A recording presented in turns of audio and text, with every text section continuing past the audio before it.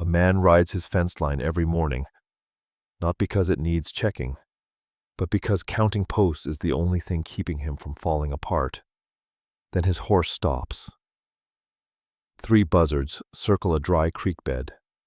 Under a filthy blanket, a woman bound in baling wire whispers 4 words that will change everything.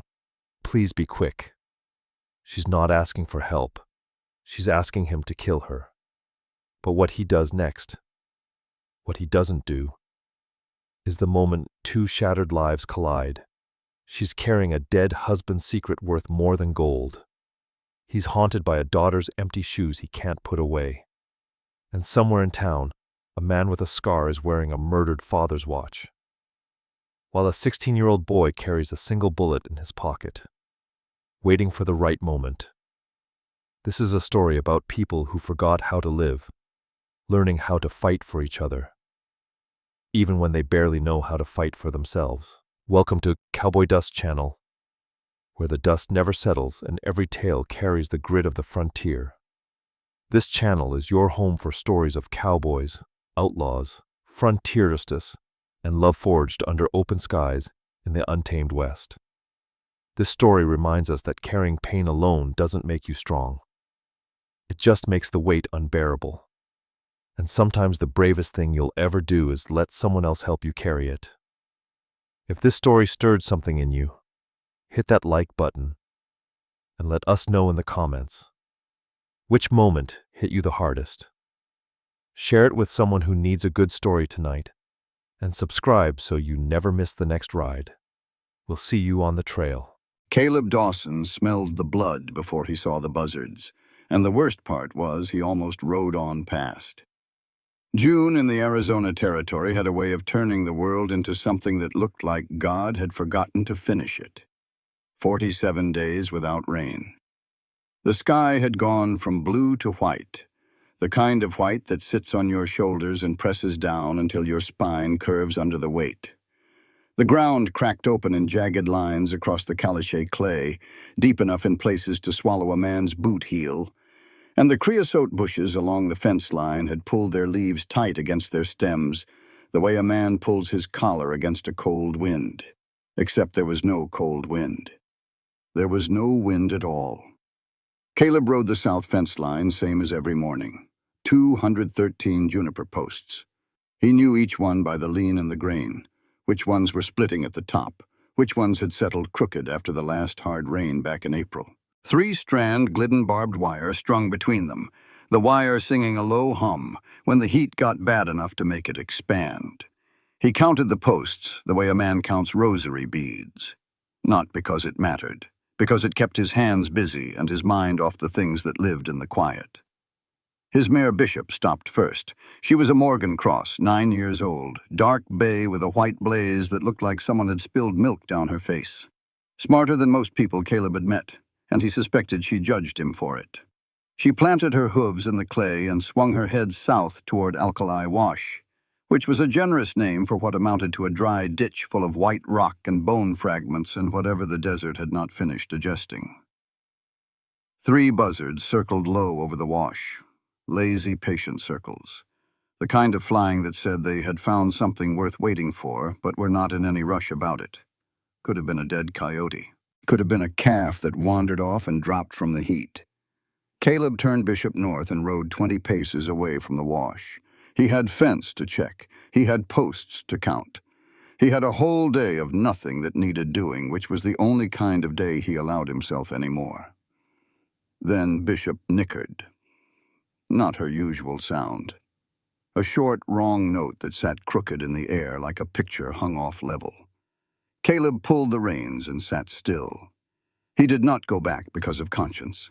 He went back because of the horse. He dismounted at the edge of the wash and walked down the gravel slope, boots crunching on the dry stones, sun pressing on the back of his neck like a flat iron. The wash smelled like alkali and dust and something else, something copper-sweet that he recognized from the war and from the calving pen, and from one terrible night in a bedroom at the end of a hallway that he did not think about if he could help it. He saw the shape first, wrapped in a Navajo pattern blanket, red-striped, the tourist kind traders sold in Tucson for $1.50, not the real thing.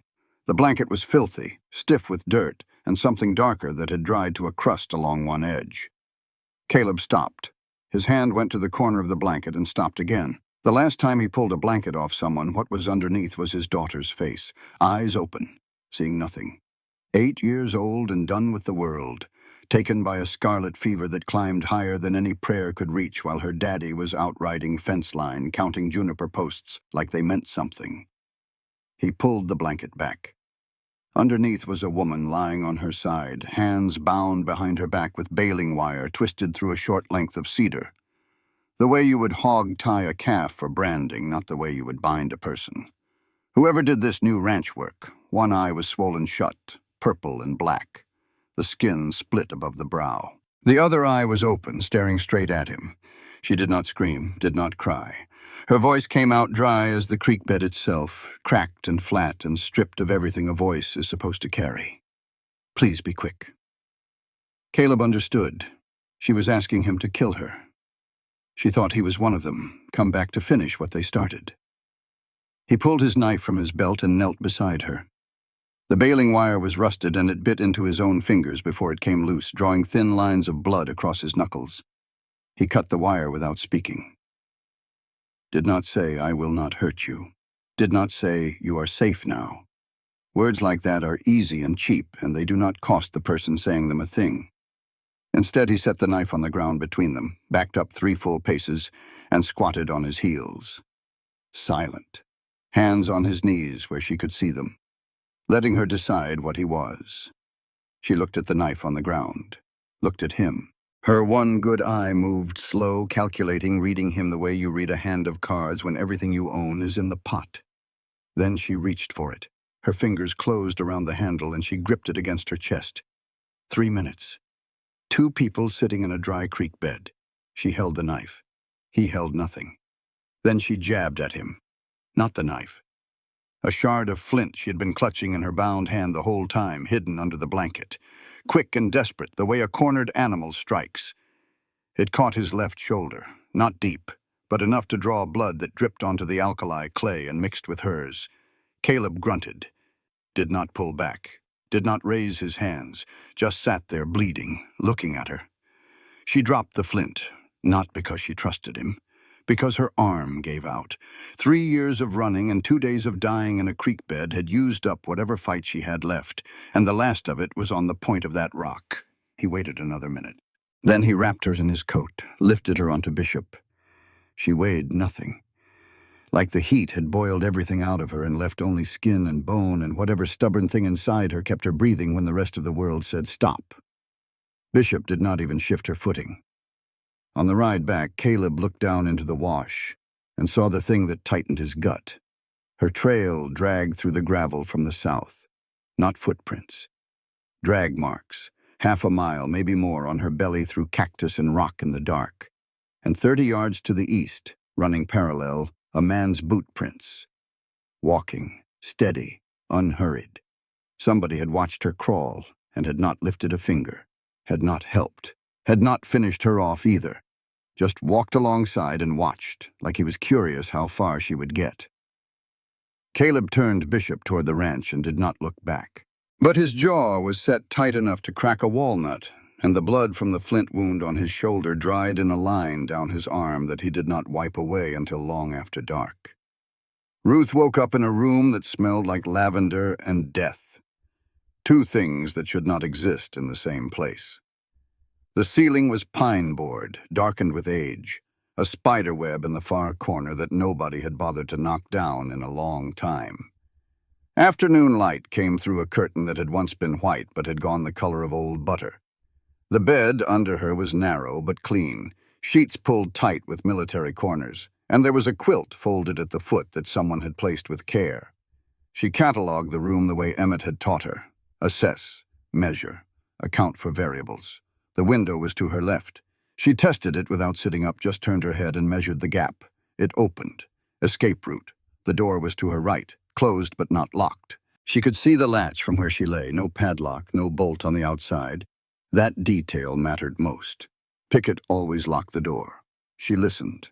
One voice outside, male, low. talking to something that was not a person because the tone had that easy quality people use when they speak to animals, the voice you give a horse or a dog when there is nobody around to judge you for being soft. Do not look at me like that, Bishop. She stays until she wants to go. Ruth realized he was talking about her. She found a kitchen knife in the bedside drawer. Small, dull, the kind used for spreading butter, not cutting throats. She hid it under the pillow anyway. It was not about the knife being useful. It was about having something in her hand that she controlled. 3 days passed. She ate what he left outside the door. Biscuits, jerky, a tin cup of water.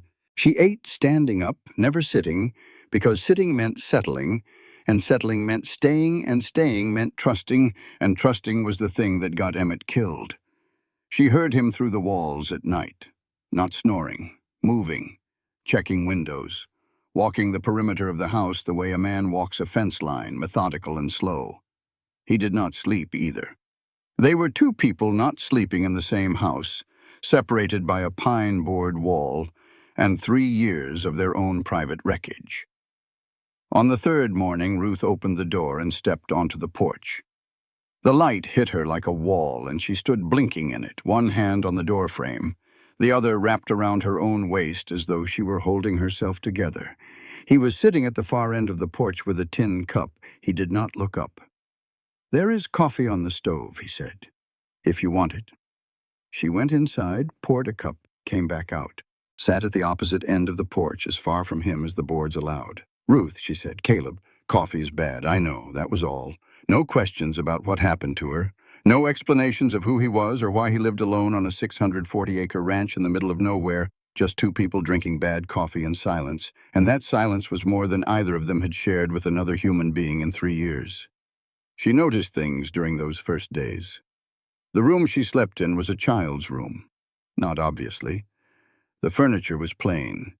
But there was a small pair of leather shoes under the bed.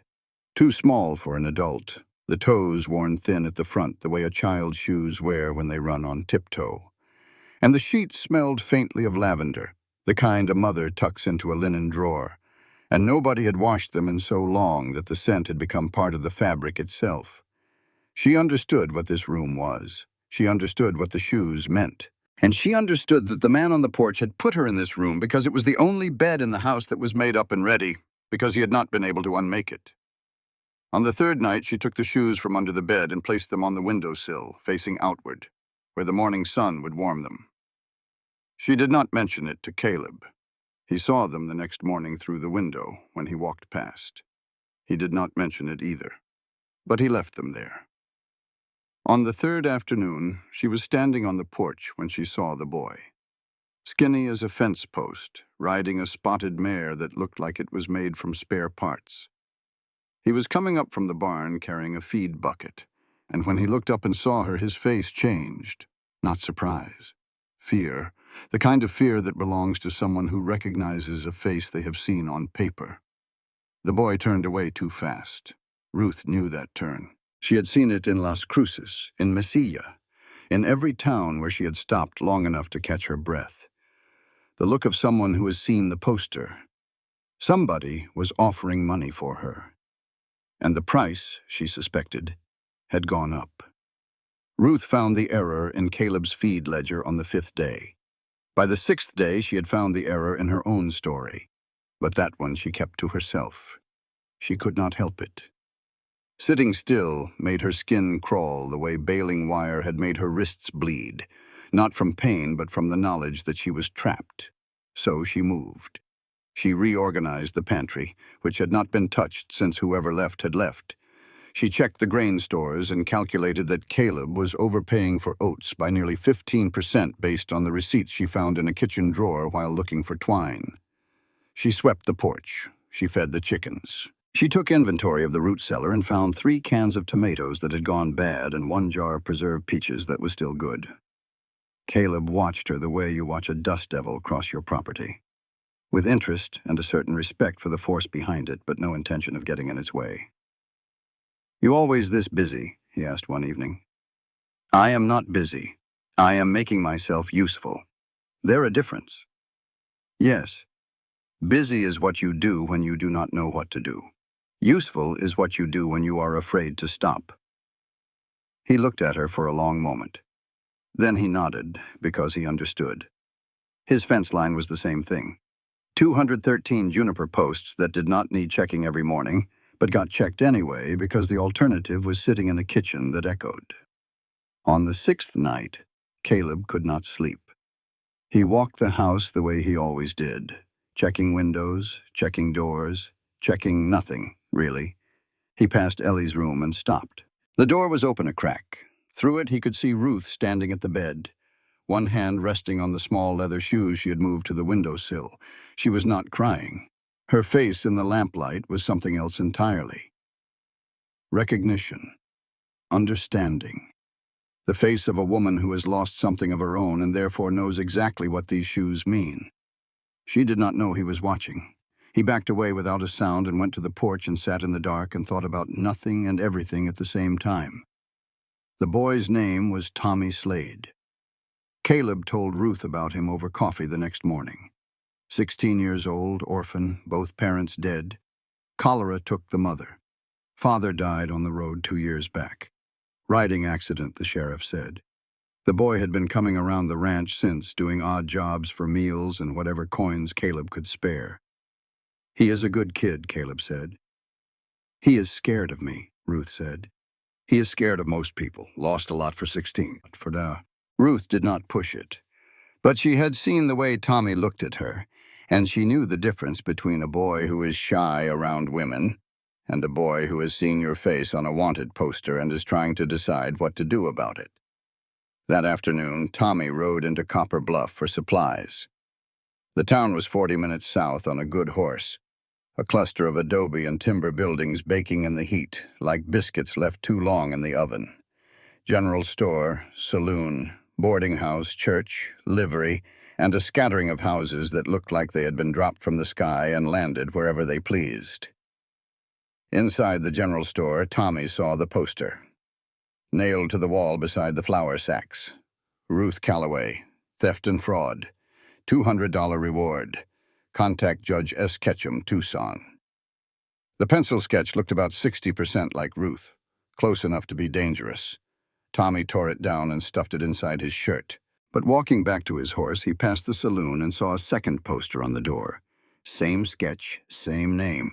This one said $300. The price had gone up in less than a week. He burned both posters at the edge of town where the road turned south toward Caleb's ranch. Watched the paper curl black and the pencil sketch of Ruth Calloway turn to ash and float away on the hot air. Then he rode to Alkali Wash. He did not know why he went there. Or maybe he did. Maybe he needed to stand in the place where it started and make sense of the thing that had been eating at him since the morning Caleb brought Ruth home.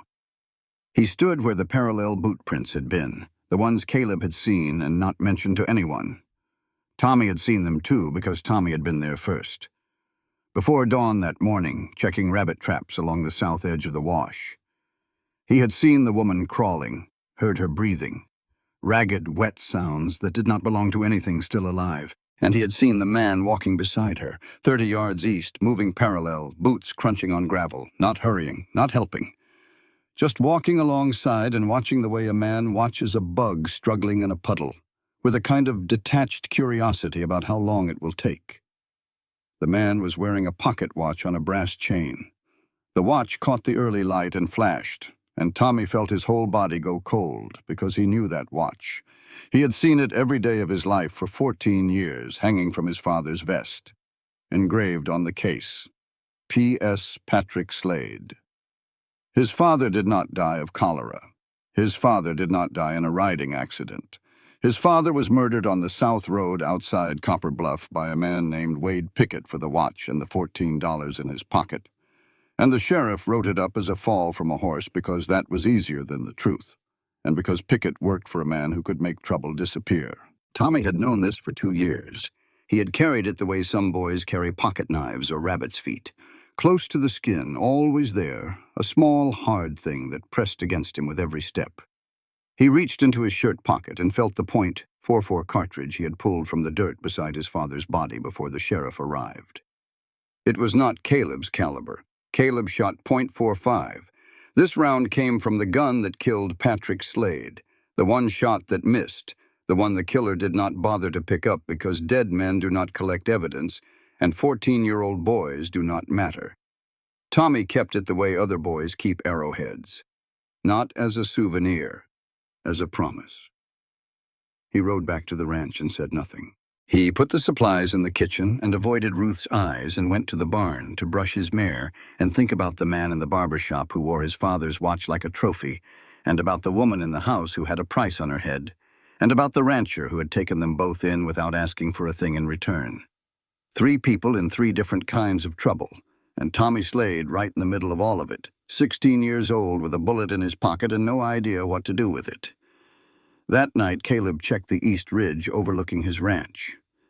Something had been nagging at him for days, a feeling more than a fact, the kind of itch between the shoulder blades that comes from being watched.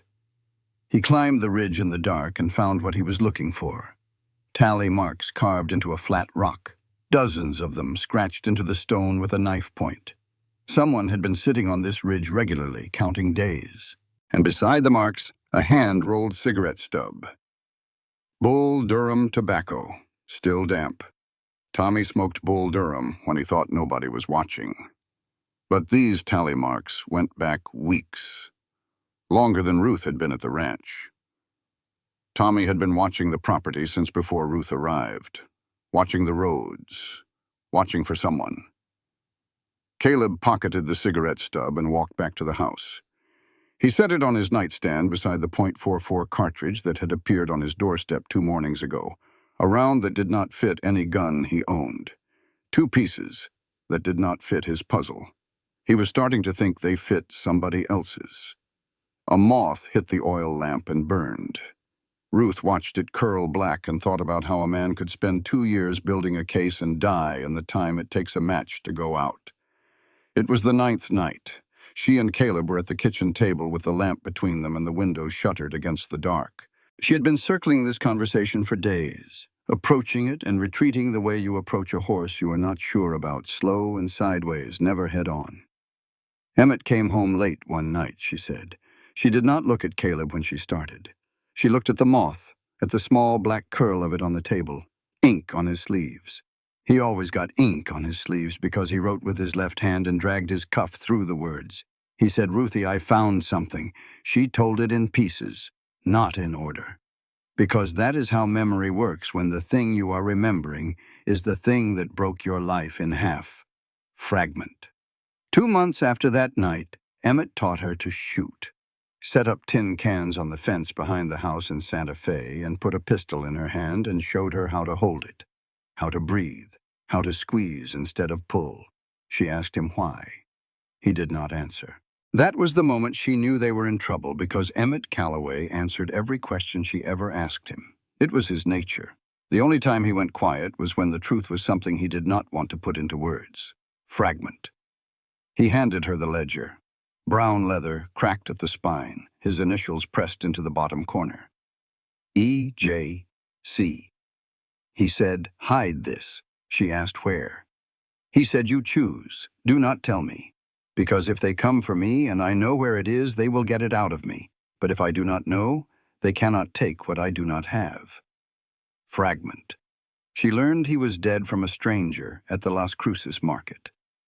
A woman selling chili peppers mentioned it the way you mention weather. Heard about that lawyer got killed on the road. Calloway, was it? Terrible thing. Ruth was holding a basket of eggs. She set the basket down on the counter carefully, very carefully, and walked out of the market and sat down in the dirt beside a water trough and did not move for a long time. Nobody came to the house. Nobody sent word. Emmett Calloway died on a road outside Las Cruces, and the only notice his wife got was a stranger's passing comment between the chili peppers and the onions. Caleb listened to all of this without interrupting. His coffee went cold in his cup. When she finished, the lamp had burned down and the kitchen was mostly shadows.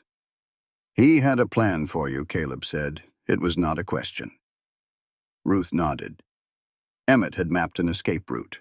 Flagstaff. Find a federal marshal named Tom Atterley. Deliver the ledger. Simple? Safe, direct. But you did not follow it. No. Why not? Ruth's jaw tightened. Because I thought I knew better. I thought the newspapers would be faster than the law. I found a reporter in Santa Fe who said he would print everything. I trusted him. He sold me to Ketchum's men within 48 hours. That is how Pickett found me. That is how I ended up in that creek bed. Caleb looked at her. Not with judgment.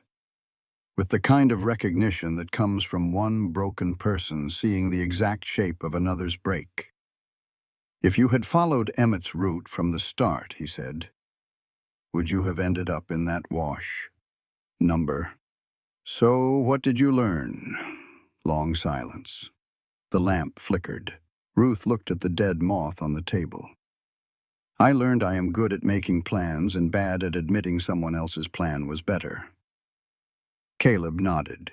He understood that particular kind of stubborn, the kind that mistakes self-reliance for strength and isolation for safety. He understood it because he had been living inside it for 3 years, riding fence line every morning, counting posts, holding everything tight because the last time he let go, his daughter died. The ledger, he said. Where is it? Ruth looked at him for a long moment. This was the line. Everything before this was survivable without trust. Everything after required it. It is not in Santa Fe, she said. The church on San Miguel Street is a lie. I planted that story in case I was captured. If they tortured me, I would give them Santa Fe and it would buy time. The real ledger is in Copper Bluff, under the floor of Hattie Brennan's chicken coop. Caleb blinked. Hattie Brennan. Emmett hid it there 3 years ago, before his last trip. He told me the book is with the person I trust most in Copper Bluff. It took me a year to work out he meant Hattie. I spent 2 years trying to reach her through letters and messengers, but every attempt got intercepted. Ketchum has people watching the mail routes, the stage lines, everything. Every time I reached out, they traced it back to me, and I had to run again. That is why it took 3 years, Caleb said. Yes, and that is why I was caught near Copper Bluff. I gave up on the indirect ways. I was trying to get here myself. Pickett caught me on the road 2 days south. Do you know for certain the ledger is still there? No. Hattie does not know it is in her chicken coop. Emmett buried it without telling her. It has been in the ground 3 years. If the oilcloth held, it is still there. If it did not, then everything Emmett died for is a pile of pulp under a hen house. Caleb sat back. The ledger was 20 miles away, not 200. Not a 4-day ride through hostile territory. 20 miles. In a town where Pickett was sitting in the saloon every night with forged credentials and a reward poster that kept climbing. Close is not the same as easy, Ruth said, reading his face. No, he said. It is not. He went outside. After she went to bed. The night was hot and still, the stars so thick they looked like someone had spilled flour across a black tablecloth. He walked the property the way he always did, checking fence posts by feel in the dark, running his hand along the wire, counting. When he reached the east ridge, he climbed it and stood where the tally marks were carved and looked down at his own ranch spread out below him in the moonlight. The house with the one lamp still burning in the kitchen. The barn where Tommy slept. The fence line stretching south toward a town that held a dead man's book and a live man's malice. He pocketed the damp cigarette stub and carried it back to the house. Set it on his nightstand beside the .44 round. 2 pieces that did not fit his puzzle.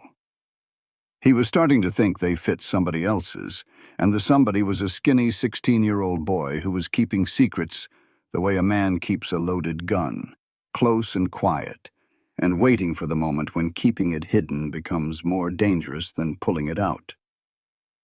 Hattie Brennan rode her gray mule into the yard at 6 in the morning and said exactly 4 words. Pickett knows she is here. She dismounted like a woman who had been getting off mules for 63 years and did not plan to make a production of it.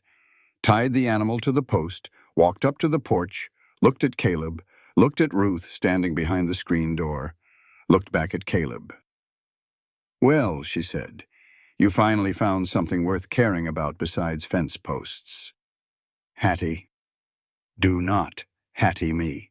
I have known you since you were 20 years old, buying your first head of cattle with money you did not have. I cried at your wedding, and I cried at your daughter's funeral. So do not stand there acting like this is just another Tuesday."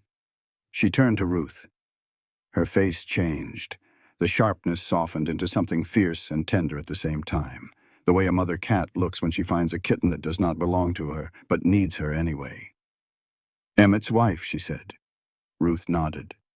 "I love that man like a son. He was the only lawyer in the territory who gave a damn about people who could not afford to pay. When I heard he was killed, I wanted to burn Ketchum's house to the ground." "Why did you not?" Ruth asked. "Because I am smarter than that. Burning houses makes you a criminal. Burning a man's reputation in a courtroom makes you a hero." She sat down on the porch steps without being invited and told them what she knew. Pickett had been in Copper Bluff for 5 days.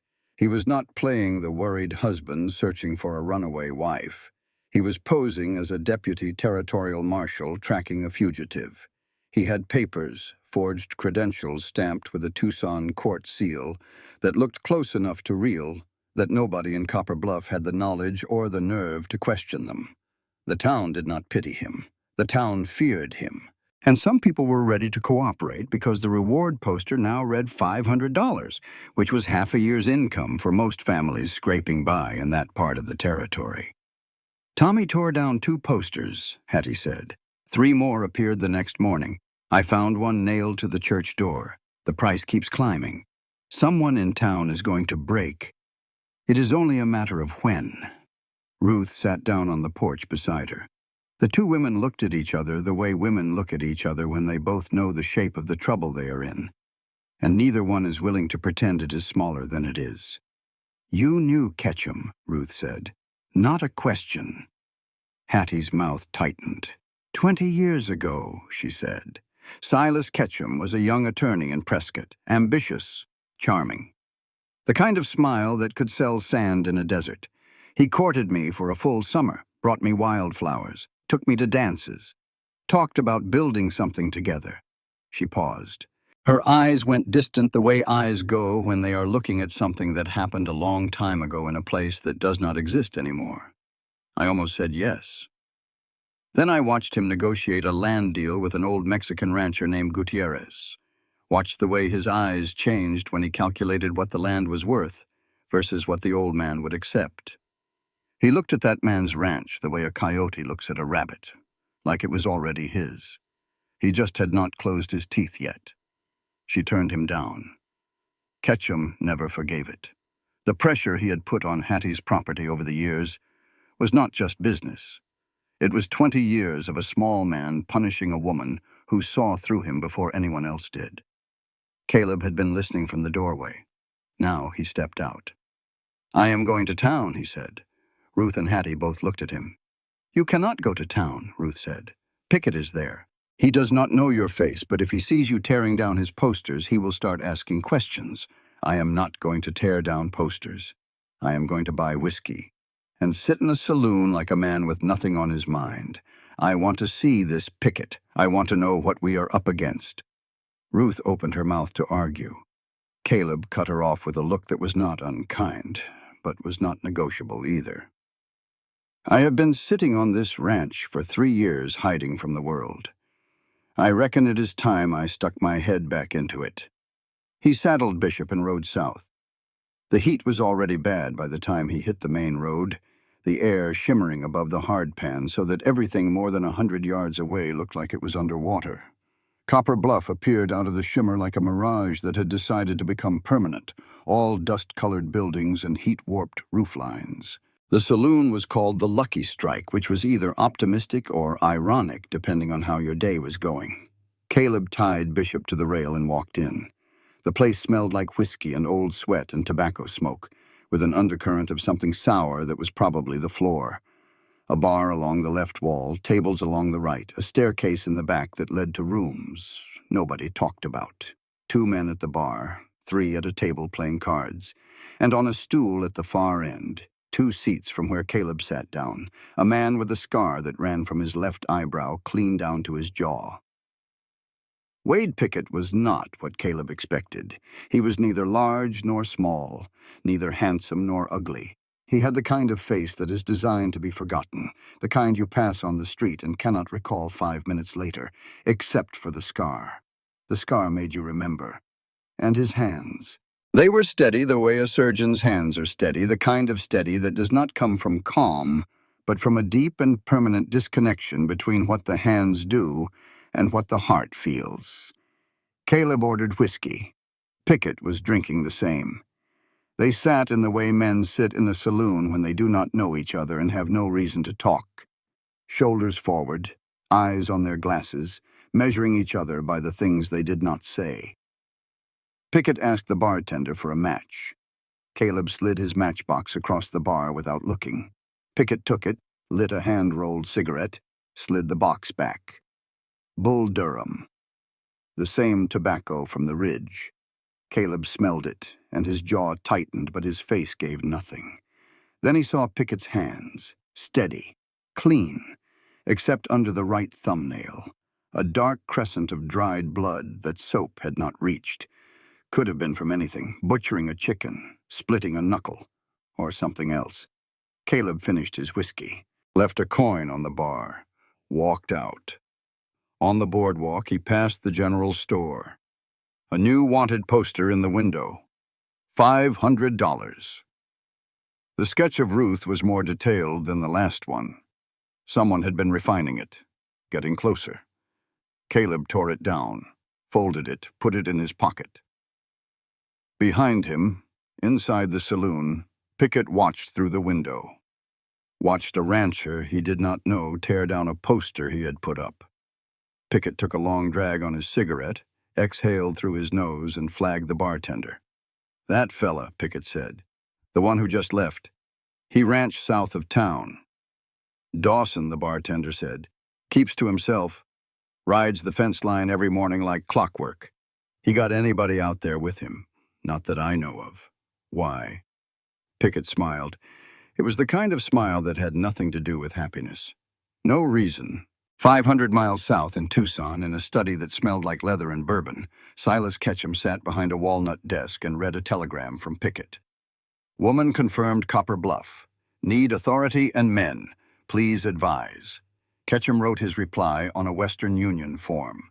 Neat handwriting, no wasted words. "Resolve the Callaway matter. No trace. Budget $1,000. Deadline 2 weeks."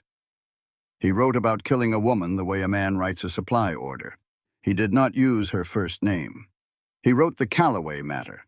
She was not a person to him. She was a line item on a ledger that needed balancing. He sealed the telegram, poured himself a bourbon, and returned to the land survey on his desk. 3 water claims north of Copper Bluff. The Hargrove place. The Yancey spread. Old Pete Simmons up near the ridge. When those claims transferred to his name, he would control every water source in a 30-mile radius.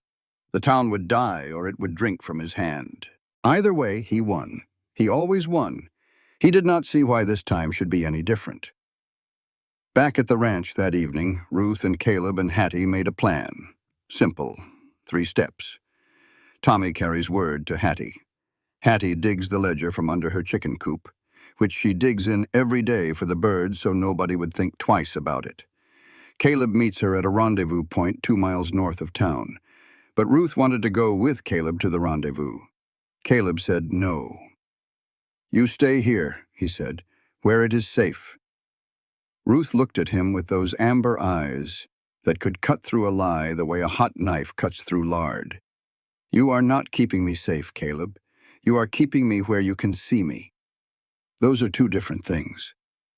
Ask Martha how that worked out. The name hit him like a fist. Nobody had said Martha's name to him in 3 years. Hearing it from Ruth's mouth, here on his own porch, was like opening a door in a wall he thought was solid. He stood there for a long moment. Then he nodded. "You go to the rendezvous, but you hang back. You watch the road. You stay armed. That I can do." The plan was clean. 3 steps. Hattie digs. Tommy rides. Caleb collects. Ruth covers. Simple plans are the kind Caleb distrusts most because they do not leave room for the thing you did not see coming. The thing he did not see coming was sitting in a barber's chair in Copper Bluff at that very moment, getting a shave, with a dead man's pocket watch lying on the counter beside the hair tonic. Engraved P.S. Patrick Slade. And Tommy Slade had just walked through the door. Tommy Slade was 16 years old and had been carrying a plan to kill a man for 2 years. Today was the day that plan met the real world, and the real world did not care about his plan. He remembered everything about the morning he found his father. March of '85.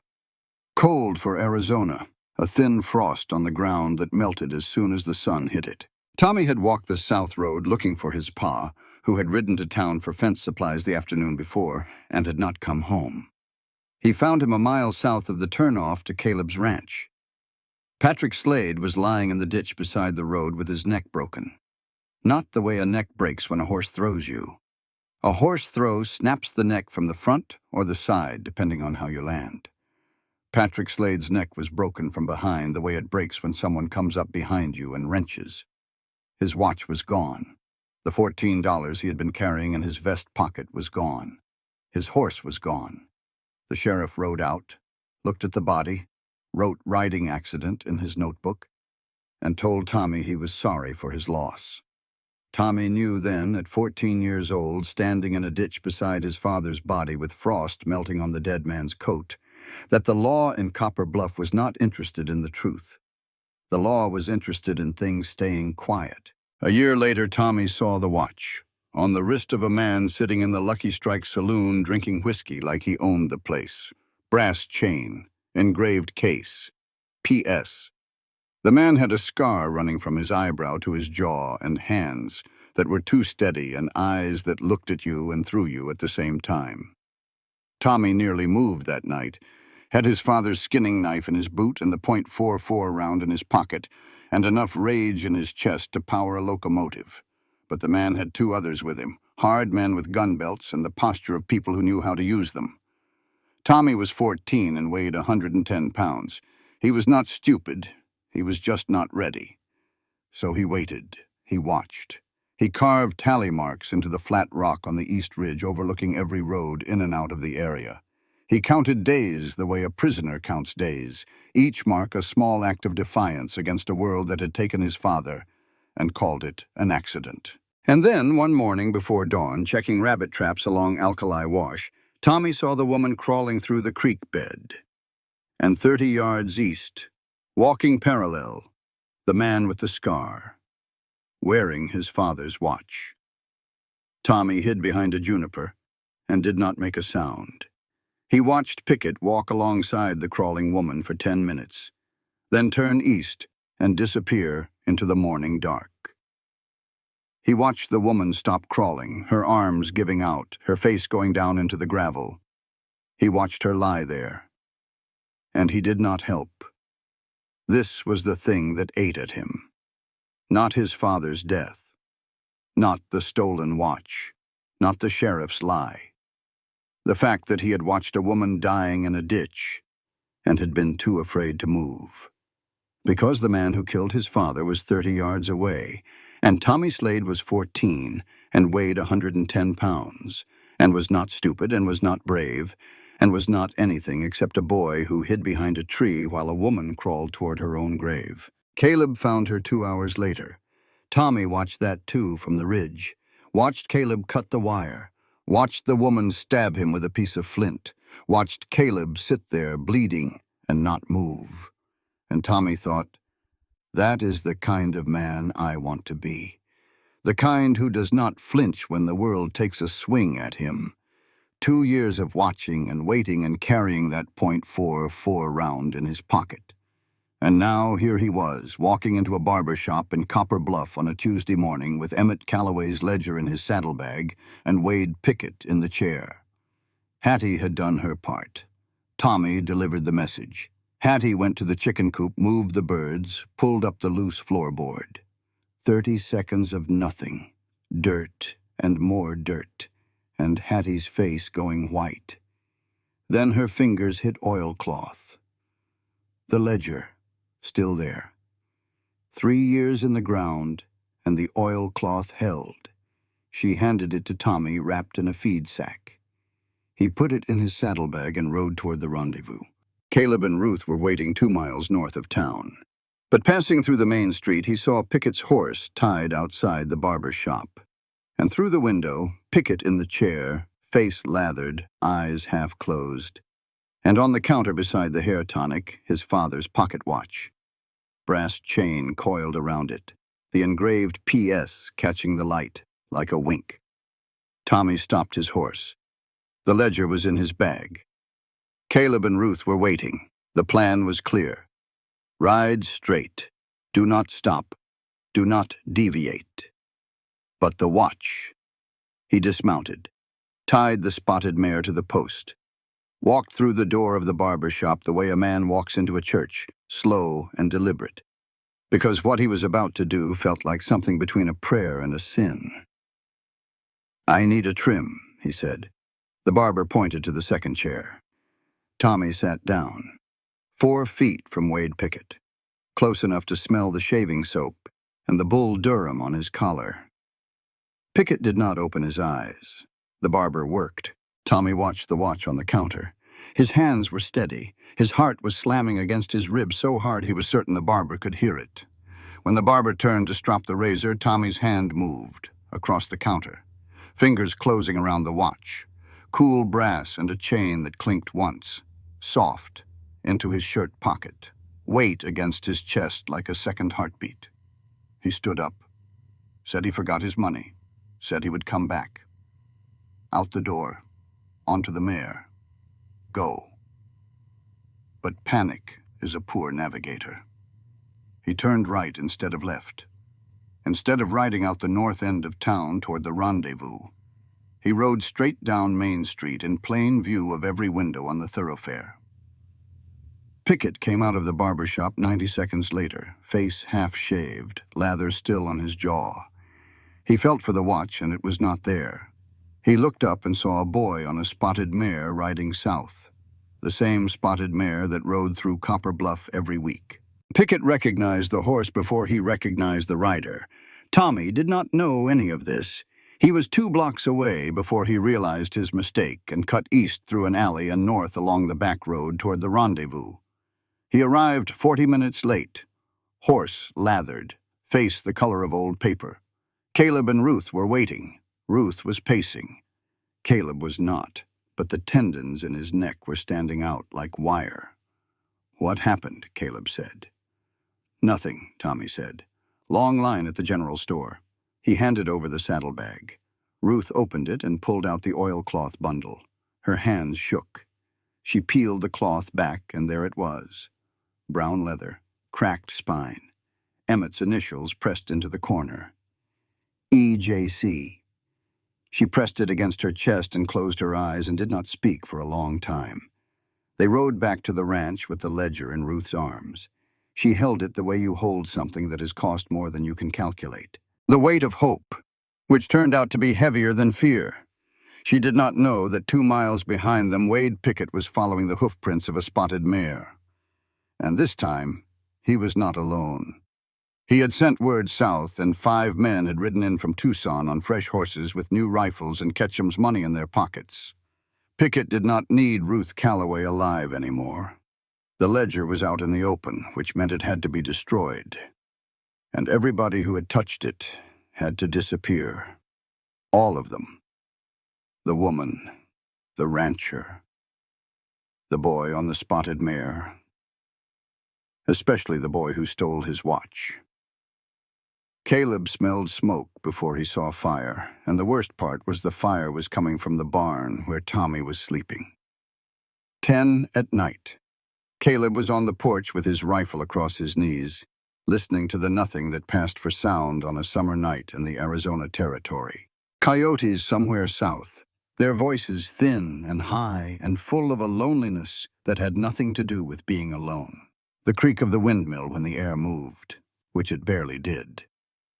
Ruth was asleep in the back room for the first time in days. her body finally surrendering to exhaustion that no amount of willpower could override.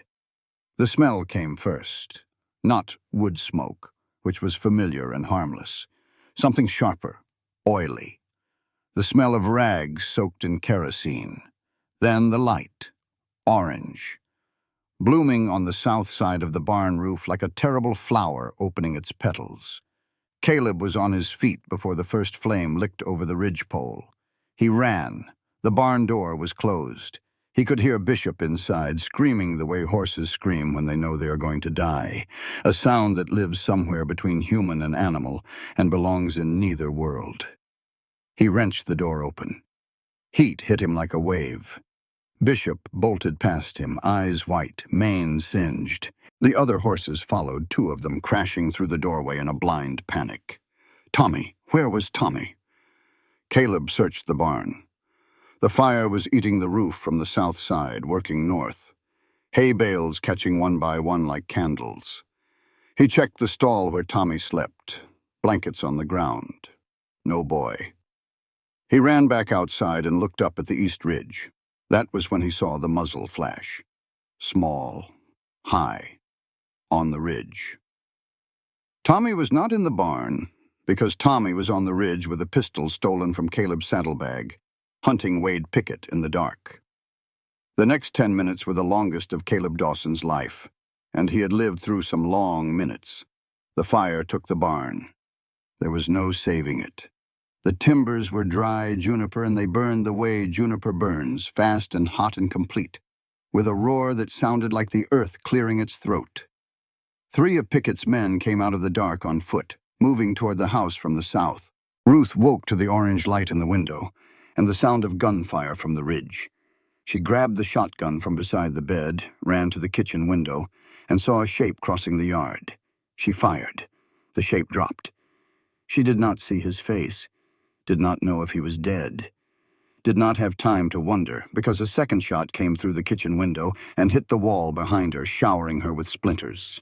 Caleb was on the porch, rifle up, when the bullet took him, through the left calf. The round punched through muscle and missed the bone by less than an inch and came out the other side, trailing a red mist that spattered the porch boards. He went down hard. The rifle clattered out of his hands. He dragged himself inside on his elbows, across the front room, into the hallway, into Ellie's room. He was bleeding on the floor of his dead daughter's bedroom. The boards under him were the same boards she had walked on in those little leather shoes. The same boards Martha had knelt on, holding a washcloth to a forehead that burned too hot for any prayer to reach.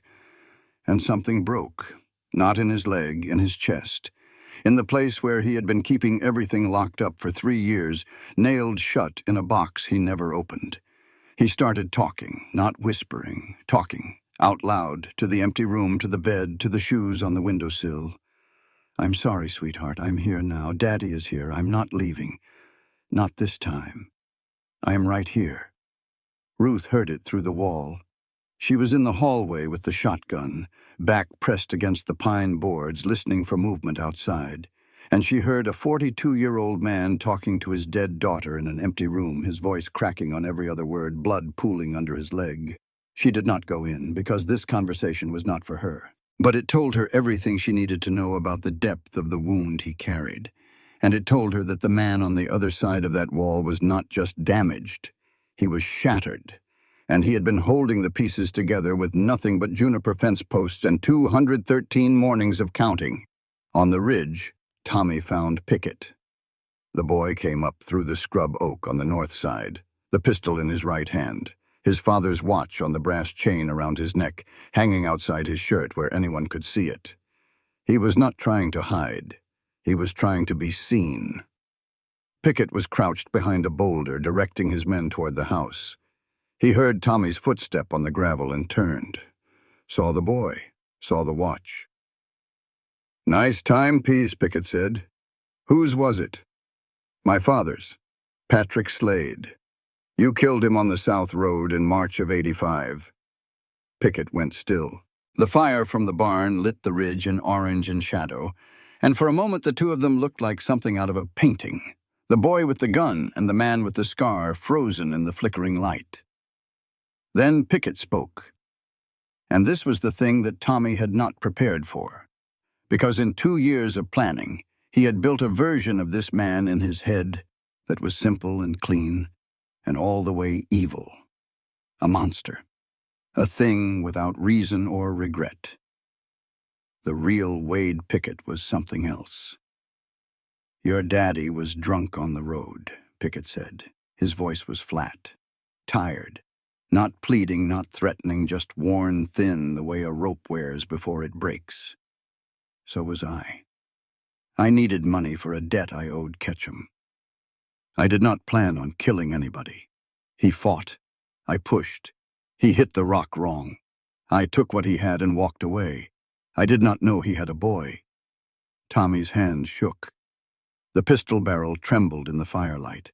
Every muscle in his body was screaming at him to pull the trigger. 2 years of rage compressed into 4 pounds of pressure on a steel curve.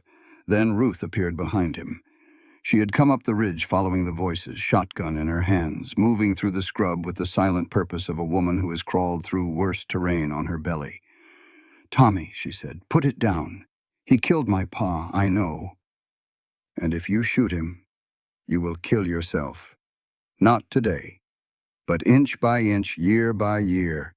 I have seen it happen. Emmett did not want me to kill Ketchum. He wanted a courtroom to do it. Because a courtroom kills a man and lets you walk out whole. A bullet does not." Tommy cried. He did not try to hide it. There was no point. He was 16 years old, standing on a ridge in the moonlight with a dead father and a shaking hand, and the first person in 2 years who had told him the truth about revenge, which is that it is a door that opens from the wrong side. Ruth stepped forward. She took the pistol from his hand, gently. The way you take something from a child who does not know it is dangerous. Then she turned the shotgun on Pickett.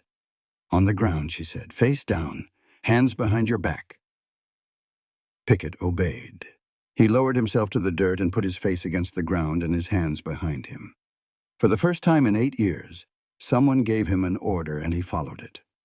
Not from fear, from exhaustion. The same bone-deep tired that Ruth had felt in the creek bed, the kind that makes stopping feel like mercy. By the time it was over, the barn was gone, burned to the frame. One of Pickett's men was dead in the yard, the one Ruth had shot through the kitchen window. 2 had fled into the dark. One was caught by Bill Tucker, who had ridden hard from town when he saw the glow on the horizon. An old man on an old horse with a Sharps rifle that was older than both of them.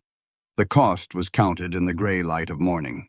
Caleb was on the kitchen table with a bullet hole in his leg. Dr. Abel Finch had arrived an hour before dawn, called by Hattie, and was working by lamplight with hands that shook but did not stop.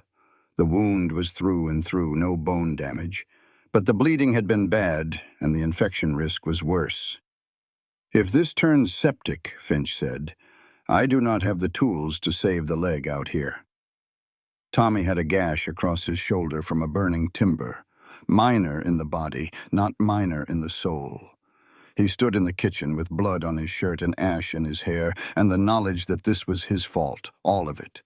If he had not taken the watch, Pickett would not have followed them. The barn would still be standing. Caleb would not be bleeding on the kitchen table. He told Caleb everything.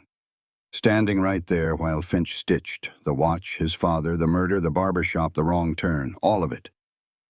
Caleb listened. His face went through pain that had nothing to do with the needle in his leg. "That barn is gone," Caleb said. "I know, sir. Bishop almost died in there. I know. I got shot in the leg. I know, sir." Tommy's voice broke on the last word. "Tommy, look at me." The boy looked. Caleb's eyes were bloodshot, and his face was gray with blood loss, and he looked like a man who had been pulled halfway into a grave and then decided it was not his time. But his voice was steady. "You are 16. You carried your daddy's murder for 2 years and did not tell a soul. That was wrong. But I am 42, and I carried my own guilt for 3 years and did not tell a soul either. So I am not the man to lecture you." He reached up. First time he had voluntarily touched another person since Ellie. His hand closed on Tommy's shoulder. Not soft, not hard. The grip of a man who is holding on because letting go is the thing he has always done wrong. But you lied to me, and from here on, you do not lie. We clear. Yes, sir. Good. Now help the doc clean up. There is blood on Ellie's floor, and I do not want it there come morning. Ruth came in from the porch. She had been standing outside watching the smoke rise from the barn ruins, the shotgun still in her hands, her face unreadable. She set the shotgun against the wall, walked to the table, looked at Caleb, looked at the needle going through his skin. She took his hand. He flinched, not from pain, from the touch. Nobody had touched him in 3 years. Her fingers were rough and calloused and warm, and they wrapped around his hand and held on. Finch said done and tied the last stitch, and neither of them had let go. They looked at their joined hands like they were surprised to find them there, like two people who had forgotten what it felt like to hold on to something that could hold back. And one more cost. During the fight, a stray bullet had hit the kitchen table where Ruth's case notes were spread. The brown paper covered in her handwriting, the names, the dates, the dollar amounts she had been reconstructing from memory for days. Shredded, weeks of work gone. The ledger itself survived, wrapped in oilcloth in the saddlebag under the bed. But Ruth's backup, her independent case built from memory, was destroyed. She would have to rebuild from nothing. Again. Ruth handed the ledger to Marshal Tom Atterley on a Tuesday afternoon, and it felt like cutting a cord. Liberation and loss in the same breath. Atterley arrived at the ranch 3 days after the fire. Hattie had sent word to Flagstaff by a rider she trusted, a Pima man named Joseph who ran messages across the territory faster than the Postal Service and asked fewer questions. Atterley came with 2 deputies on fresh horses, and when he dismounted in Caleb's yard and shook Ruth's hand, she understood immediately why Emmett had trusted this man. He had the kind of authority that does not need to be announced.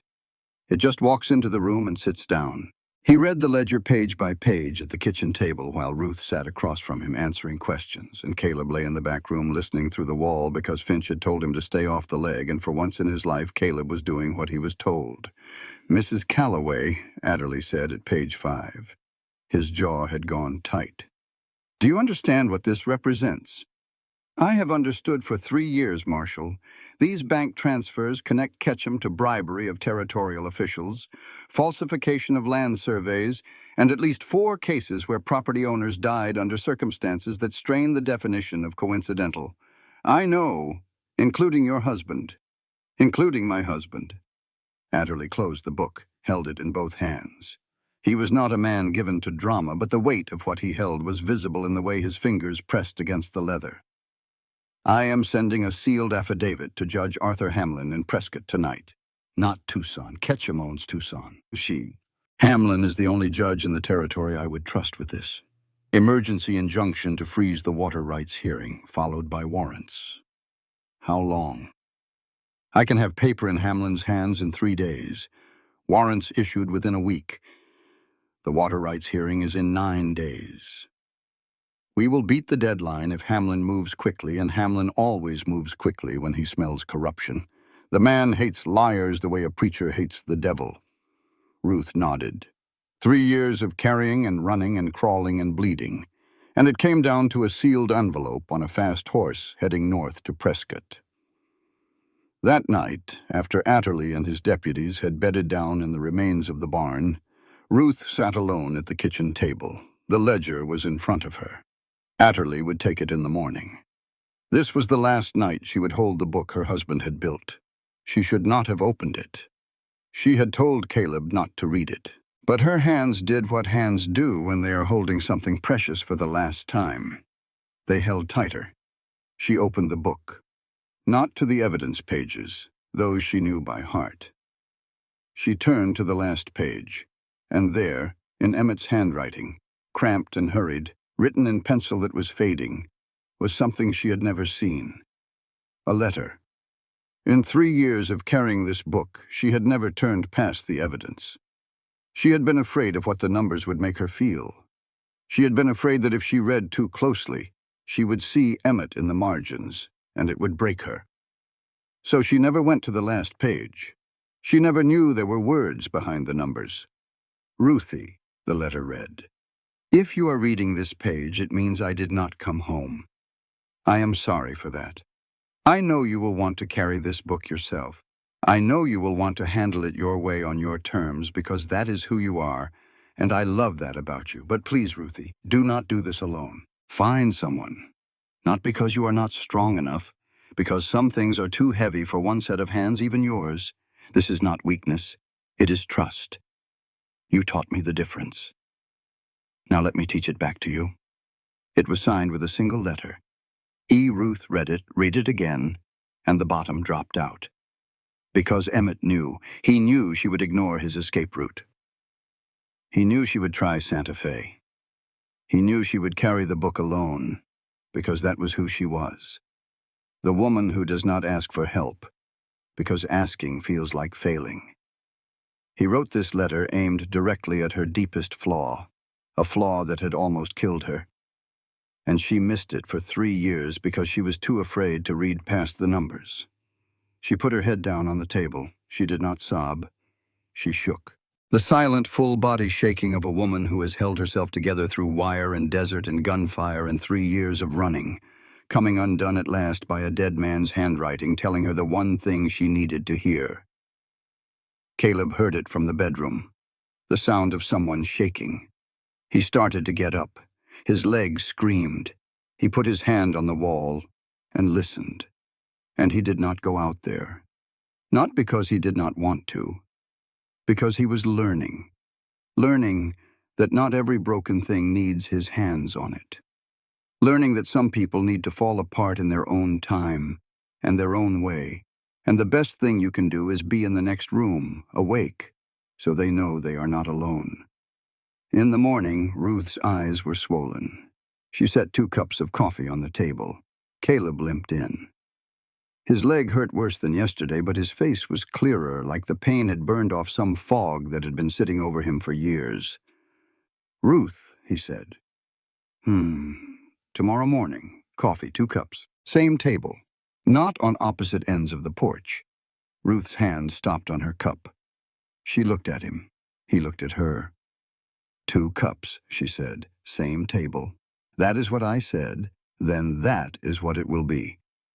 That evening, Finch came by to check Caleb's leg.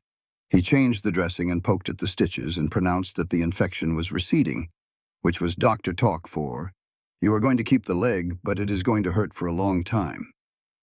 Before he left, Finch took Ruth aside. He reached into his medical bag and brought out a handkerchief. Emmett's. Stained with old blood that had gone brown with time, folded carefully, kept in a drawer for 3 years. "He was still breathing when I got there," Finch said. His voice was barely above a whisper. "I arrived after Pickett's men left. I sat with him for 40 minutes in the dirt, held a compress to the wound.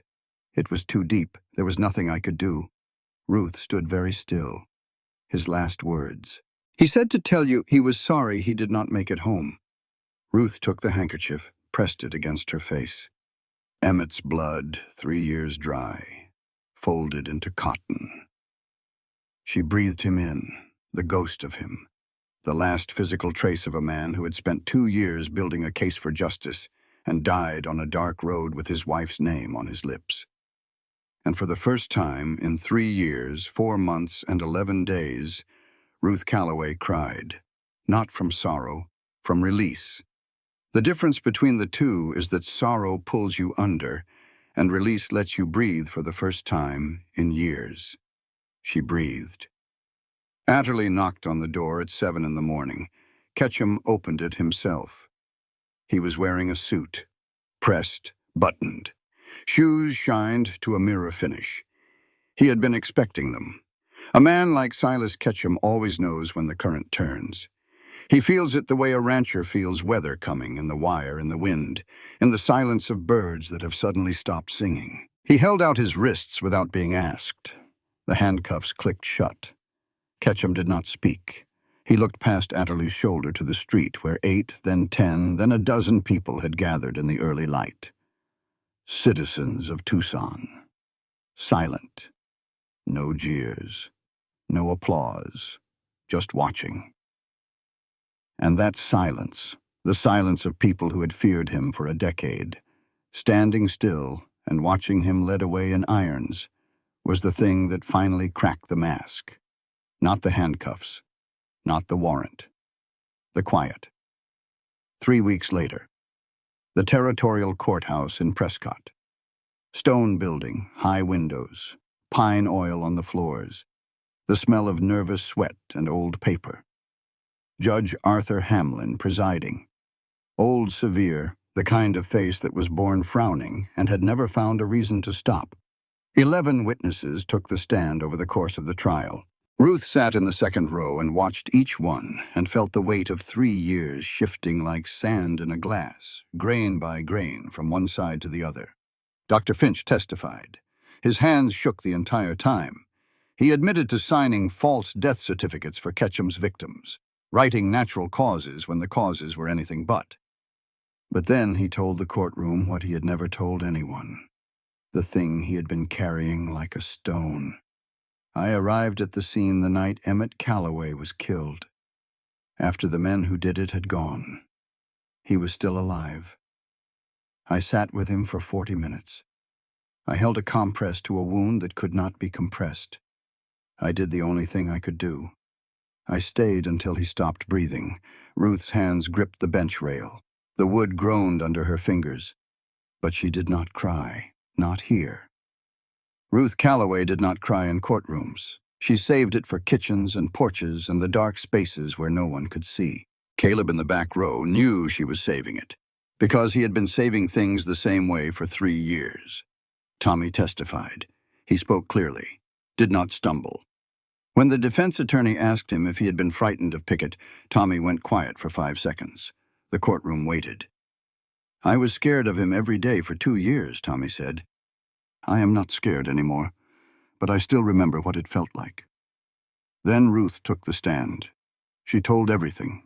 The ledger, the escape route she did not follow, Las Cruces, the creek bed, Caleb's ranch, the fire, all of it, delivered the way Emmett had taught her. Dates, names, documents, dollar amounts. She spoke about her husband's murder without her voice breaking, though her hands on the witness rail were white at the knuckles. Then the defense attorney stood.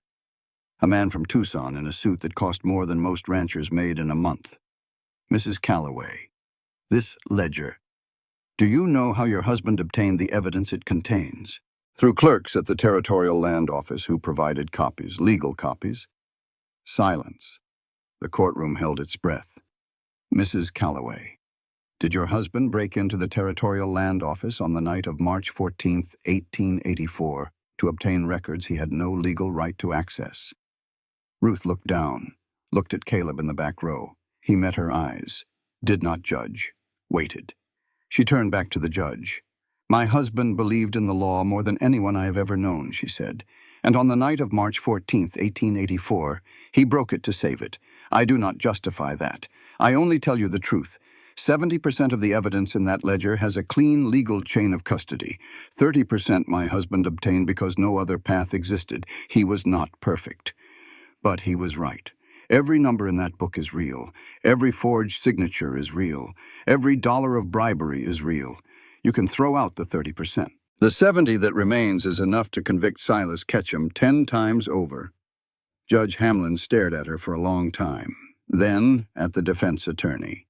"The court will evaluate each piece of evidence on its individual merits. Proceed." Ketchum sat at the defense table through all of it. He did not shout, did not protest. He sat with his hands folded and his reading glasses on his nose, and watched the case built by a dead man and carried by a living woman close around him like a fist. When Ruth finished her testimony and stepped down, Ketchum turned in his chair. For the first time, he looked directly at her, not with anger, not with contempt, with recognition. The look between two enemies who have fought long enough to understand each other. He spoke quietly, only Ruth could hear. "Emmett chose well." Ruth did not respond. She walked back to her seat and sat down beside Caleb, and his hand found hers on the bench between them, and they held on. The verdict came on a Thursday morning, guilty on 9 of 12 counts. 3 charges dismissed because the evidence behind them had been obtained illegally. Not a perfect victory. But justice does not come in clean lines.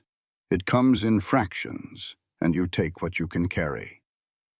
Ketchum was sentenced to 25 years at the territorial prison in Yuma. Stone walls, iron bars. The same hellhole where the territory sent its worst. No parole. Pickett got 30 years for kidnapping, assault, and murder. Same prison. Same walls. Both men would grow old and die behind them.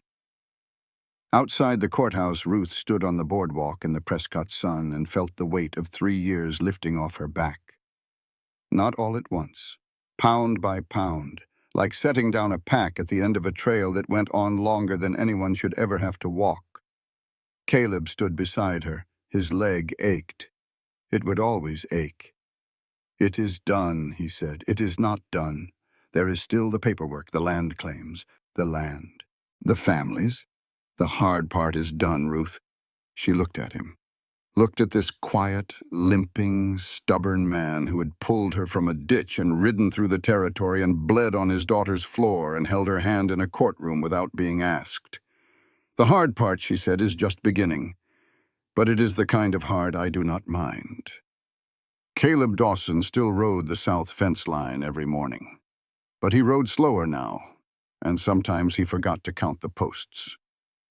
October in the Arizona Territory is a different country than June. The heat pulls back like a tide, not gone but retreating, and the light changes from white to gold and the air gets thin enough to taste. Sage rolls down from the ridgeline on a breeze that actually feels like a breeze instead of the inside of an oven. The sky remembers that it is supposed to be blue. The ranch had changed. The new barn was smaller than the old one, rougher, built from green timber that still smelled like sap. Tommy had put it up with help from Dustin Hargrove and 2 of Bill Tucker's boys. And when it was done, he carved his name into the crossbeam with his skinning knife. Caleb saw it on a Tuesday morning when he was hanging tack. "Penmanship is terrible," he said. "You taught me to write," Tommy said. "Then it is my fault." Caleb's leg had healed, mostly. The scar was a puckered line on each side of his calf, entry and exit, and the muscle underneath pulled tight when the weather changed. He walked with a limp that was slight enough to ignore and persistent enough to remind him, every step, that he had lived through something, and that living had a price. Ruth had a desk in the front room now. Not a real desk. The kitchen table pushed against the wall with a kerosene lamp, and a stack of paper and land deeds and water rights claims piled up in organized columns that made sense to her and nobody else. Hattie had nailed a notice to the boarding house wall in town. "Free legal consultation for families affected by Ketchum land fraud. See Ruth Calloway, Dawson Ranch." In smaller letters underneath, in Hattie's own hand, "Bring your documents. She will bring the fight." The first family came that same week.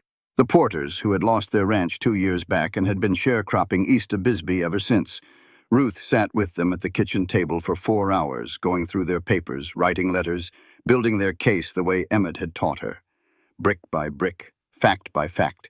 When they left, Mrs. Porter was crying, and Mr. Porter was standing straighter than he had stood in 2 years. Then 2 more families, then 5. By October, Ruth was working from dawn until Caleb made her stop for supper, which he did by the simple expedient of putting a plate in front of her and standing there until she ate. Tommy was leaving for school. Hattie had arranged it. A boarding school in Prescott that took scholarship students. Tommy had protested. "I do not need schooling." Caleb looked at him. "You do? Because what kind of man do you want to be? The kind who fixes fences, or the kind who builds courthouses? Both kinds need to know how to drive a nail. Then go learn the rest and come back and drive nails." The morning Tommy left, he put his father's pocket watch on the kitchen table. No note, no explanation, just the brass case and the chain coiled around it, the engraved P.S. catching the morning light. Caleb found it, picked it up, walked it out to the boy before he cleared the gate. Keep it. Your daddy would have wanted you to have it. How do you know? Because every father wants his son to carry the best thing he owned, even when the father is not around to hand it over. Tommy took the watch, put it in his vest pocket, mounted the spotted mare, and pointed her north toward Prescott. He did not look back. But Caleb saw him raise one hand to his face just before the dust swallowed him. Ruth came out to the porch. 2 cups of coffee. She handed one to Caleb, and they stood there watching the empty road and the dust settling. "He will be all right," Caleb said. "I know. I am not worried about him. I am worried about the school. That boy is going to turn the place upside down. Good. It could probably use it." They drank their coffee. The morning was cool for the first time in months. Ruth pulled the collar of her shirt up against the breeze, and Caleb noticed that it was one of his old shirts, the blue one with the frayed cuffs, and he noticed that he did not mind. There was a thing he needed to do. He had been putting it off because putting things off was what he did best, had been doing it for 3 years, would probably keep doing it for another 3 if somebody did not make him stop. "Ruth," he said. She looked at him. "I need you to help me with something." She waited. "Ellie's room. You need it for the office. The papers are taking over the kitchen table, and I would like to eat supper without sitting on a land deed." Ruth set her coffee down. "I need you to decide about the shoes." He went inside. She followed. They stood in the doorway of the room that had been his daughter's, that had been Ruth's recovery room, that had been a crime scene on the night of the fire. The quilt was folded at the foot of the bed. The curtain was pulled back. Sun came through the window and lit up the small leather shoes on the windowsill. The ones Ruth had placed there in the first week, the ones Caleb had never moved. He picked them up, small, soft cowhide, the toes worn thin at the front because Ellie ran on tiptoe. "Top shelf," he said, "bedroom closet. Not thrown away, not enshrined. Somewhere he could see them when he wanted to, somewhere he would not see them when he did not." Ruth nodded. She took the shoes and carried them to Caleb's bedroom. Placed them on the top shelf of the closet next to a blood-stained handkerchief folded with care. 2 things that had no business being on the same shelf: the last trace of a dead child and the last trace of a dead husband. But they belonged there because the people who carried them had found a way to put them down without letting go. The garden was Ruth's idea. The patch of ground behind the house where nothing had grown in years, a rectangle of calishy clay as hard and stubborn as everything else in the Arizona territory. She started digging the week after the trial with a mattock and a determination that bordered on unreasonable. "You cannot grow anything in Kalish," Caleb said. "Watch me." She planted trial crops, green beans, squash, a small lemon tree in a clay pot that she watered every morning like she was keeping a promise. Most of the seeds did not come up. The dirt was too dry, too hostile, too set in its ways. But in the far corner, against the fence, a single green shoot pushed through the clay, small, thin, could have been a bean, could have been a weed. Caleb found it on an October morning when the light was gold and the air smelled like sage and the world felt like it was trying to start over. He squatted beside it, looked at it for a long time. Then he took the water can and poured, slow, careful, drop by drop, the way you give water to something that is just barely alive and needs every bit of help it can get. Ruth came to the porch, 2 cups of coffee. She set one on the fence post beside the garden, right where Caleb could reach it without standing. "Coffee." "Thank you. Is that a bean or a weed?" "Do not know yet." "Water it anyway. If it is a weed, we will pull it later." Caleb watered. Ruth drank her coffee. The sun came up over the ridge to the east, the same ridge where Tommy had carved his tally marks, where Pickett had fired his arrows, where the ashes of the old barn had been scattered by 3 months of wind. In Copper Bluff, Hattie Brennan unlocked the boarding house door and hung a new sign. "Rooms available. Inquire within." Beside it, a smaller card. "Dawson Ranch Legal Clinic, Tuesdays and Thursdays." She straightened both signs, nodded once, and went inside to make biscuits.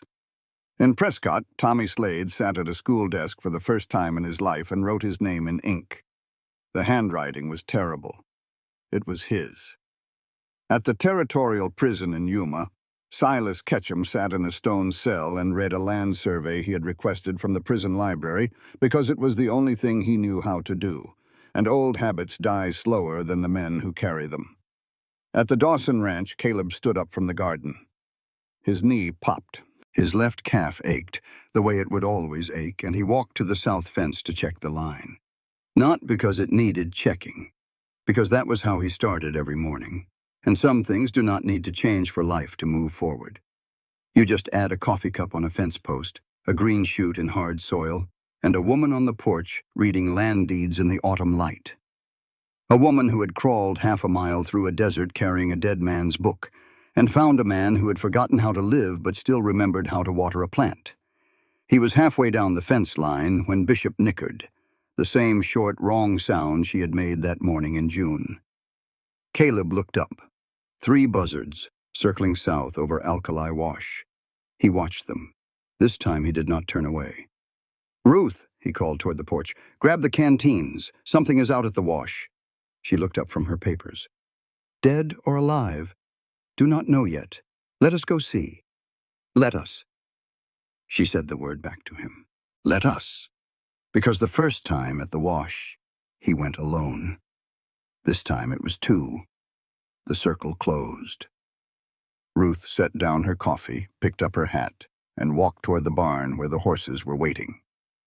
This content was carefully researched, developed, and manually edited by our team to deliver meaningful stories with valuable life lessons. Every narrative is crafted to entertain, inspire, and empower our audience. We believe that great stories can change lives, and we are committed to bringing you content that matters. Thank you for being part of our community.